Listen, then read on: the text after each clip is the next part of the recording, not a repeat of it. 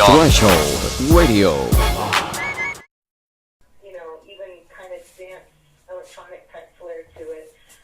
But the message is so powerful because we're talking about just how life can have you spiraling, but you have to live in love, regardless. Just find yourself, living in love no matter what, and no matter what gets thrown at you or what challenges, what conflicts, what people, what your enemies are, just stay in balance and stay in love as much as possible. Yeah, absolutely. And there's so many artists out there.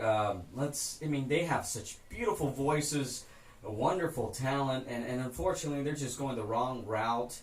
A good example, Miley Cyrus is one of them. She has so much talent, so much potential, but her ways are just so raunchy. I don't know if that's just an attention grabber, but what's her name? Nicki Minaj is one of them who's actually cleaning up her image.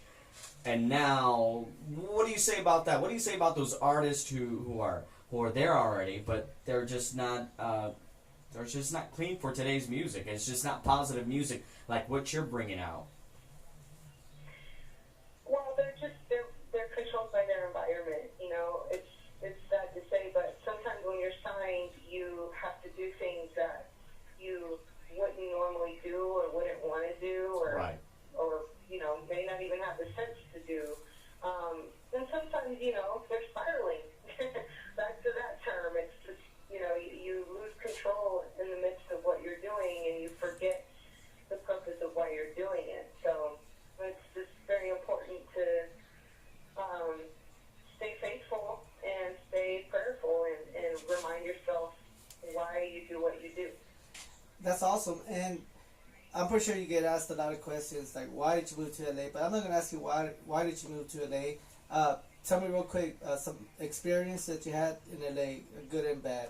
You could mix them up since you got there. Well, so you're not asking why I moved, you said. Well, because I already know why. I know why you moved, and I'm sure that they have to ask you over and over on that. But if you want to answer, that's fine. So yeah, I don't mind. I do still get that question, and I do still get, when am I coming back?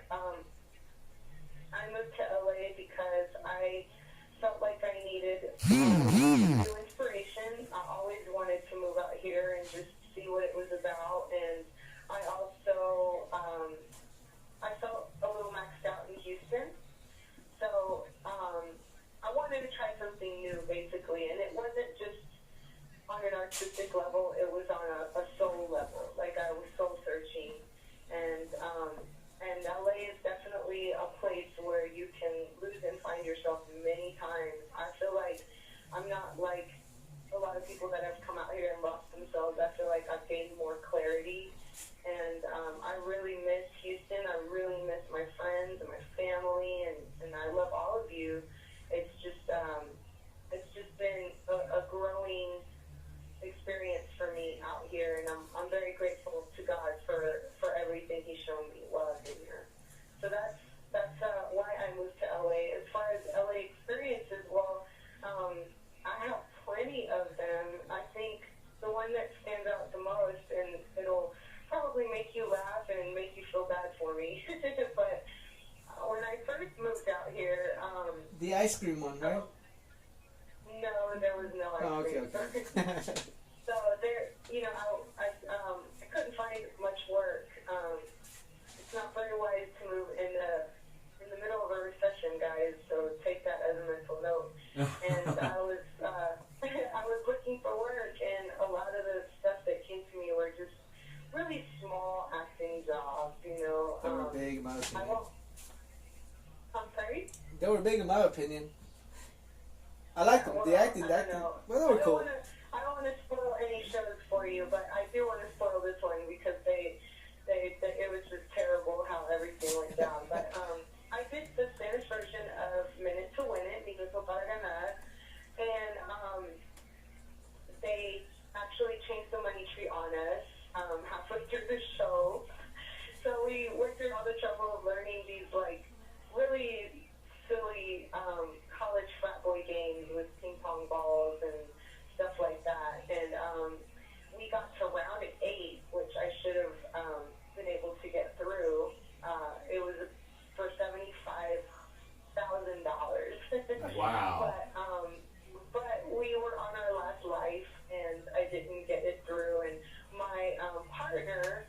my boss at the time, she had this just epic round the round before. I mean, it was like everyone that tried to get through that game could not get through it. So as soon as she knocked it out the park, there was a rumble in the studio. Everyone was on their feet, just whistling and cheering. And so, the pressure came on, and I went to round 8, and I didn't get through. And I actually saw, the sad part is I saw the ball go through, get into the goal.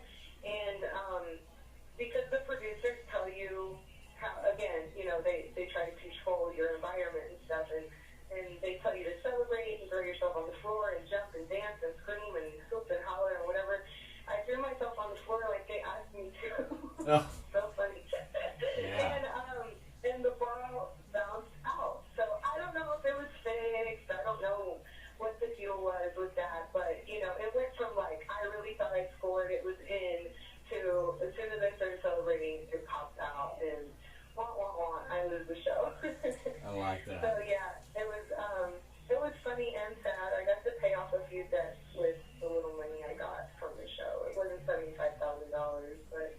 So close. Well, maybe you'll be selling 100,000 units here soon. Yeah, I'm sure sooner or later with that voice of yours, your talent, acting, and you're a beautiful lady as well. A very, very attractive woman. Somebody's gonna pick you up. Which brings me to my next question. Right after Heavy, we're live with Karina Nistal here at Threshold Radio.